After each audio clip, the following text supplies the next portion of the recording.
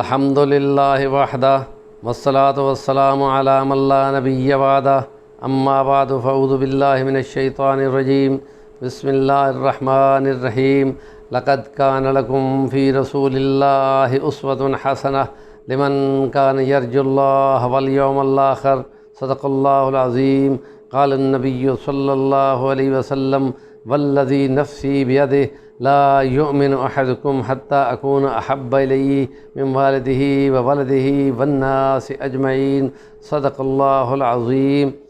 ربیع الاول کا چاند نظر آ گیا۔ نبی کریم صلی اللہ علیہ وسلم کی 12 ربیع الاول کی زندگی سے لے کے اور آج 1444 ہو گیا ہے۔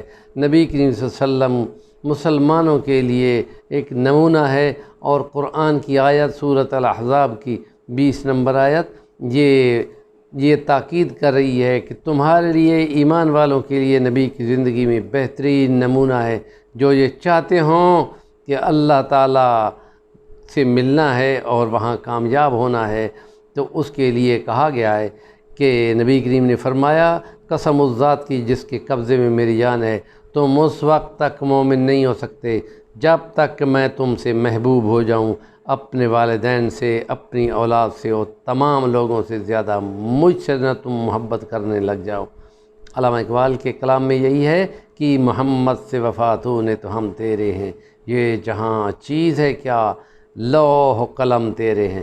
اتباع اور اطاعت کے لیے کہا جاتا ہے کہ ہم نے سنا اور ہم مانیں گے، اور اتباع کیا ہے؟ اور 2 قدموں کے درمیان کی جو فاصلہ ہوتا ہے، قدم کے اوپر قدم رکھ کے جو چلنا ہوتا ہے، اس کو اتباع کہتے ہیں۔ لمحہ لمحہ کی داستان اور ہر وقت کی فالوشپ وہ اللہ پاک یہ چاہ رہے ہیں، اس لیے کہ جو تفصیل کے ساتھ جاننا ہے، وہ ایک تو ایم ہوتا ہے، مشن ہوتا ہے۔ وہ مشن یہ ہے کہ جو نبی کریم صلی اللہ علیہ وسلم اللہ کے دین کا ڈنکا بجا کر اس کو نافذ کرنے کی جد و جہد میں ہیں۔ سارے انبیاء یہی کام کرتے ہیں، کچھ کر سکے کچھ نہیں کر سکے۔ ہمارے نبی کریم صلی اللہ علیہ وسلم نے مکہ کے 13 سال تو مشقت میں گزارے، لیکن جب 10 سال مدینہ کے ملے تو انہوں نے اسلام کا نظام قائم کیا، اور جو ہی مدینہ میں آئے تو وہاں پر پہلا باقاعدہ دستوری خاکہ دیا۔ ڈاکٹر حمید اللہ کہتے ہیں کہ دنیا کے اندر اگر کوئی دستوروں کی اور کانسٹیٹیوشن کی ہسٹری دیکھو تو پیارے پیغمبر محمد مصطفیٰ صلی اللہ علیہ وسلم نے پہلا دستوری خاکہ باقاعدہ ریٹن فارم میں دیا۔ اس سے پہلے کسی ریاست کا ریٹن فارم میں نہیں تھا۔ It is a first return constitution in the world, اور 51 اس کی دفعات تھیں۔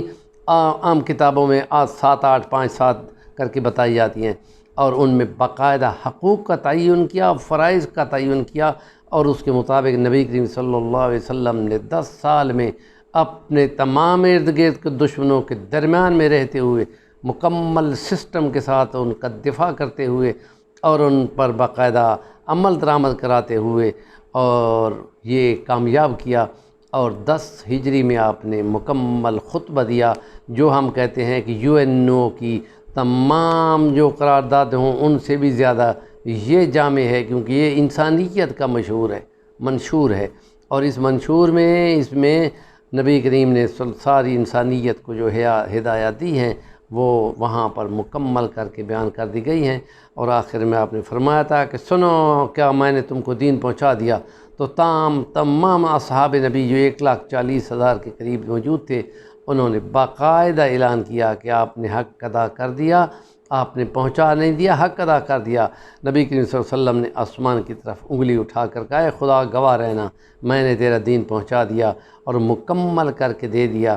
اب جس نے مکمل اتباع کرنی ہو تو اس کو کہتے ہیں کہ ہر نماز میں ہم کہتے ہیں اہدنا الصراط المستقیم صراط الذین انعمت علیہم من النبیین والصدیقین والشہداء والصالحین وحسن اولئک رفیقا۔ ان کی اتباع بہترین ہے، اور پھر اس پاتھ اور اس راستے سے جو ہٹے گا تو اس کے لیے کہا گیا ہے کہ وَمَن یبتغ غیر سبیل المؤمنین نولہ ما تولی ونصلہ جہنم وساءت مصیرا۔ اس کے لیے کسی شاعر نے اقبال نے غالباً کہا ہے، بے مصطفیٰ بے رساں خویش راک دی ہمعوس، اگر بہو نہ رسیدی تمام بولا بیس۔ نبی کی اتباع کے سوا کوئی عمل قبول نہیں ہے، اس لیے کہ آپ خاتم النبیین ہیں اور آپ کے بعد کوئی اور دین نہیں آئے گا، کوئی دستور ہوگا کہ اس کو فالو کیا جائے۔ آپ نے فرمایا میں عصر کے ٹائم بھیجا گیا ہوں اور میرے بعد تو شام ہے یا رات ہے، اور اس کے بعد قیامت آنے والی ہے اور حشر نشر ہونا ہے۔ جو چیز کمپلیٹ کر دی گئی ہے، اجر کے گنے بڑھا دیے گئے ہیں۔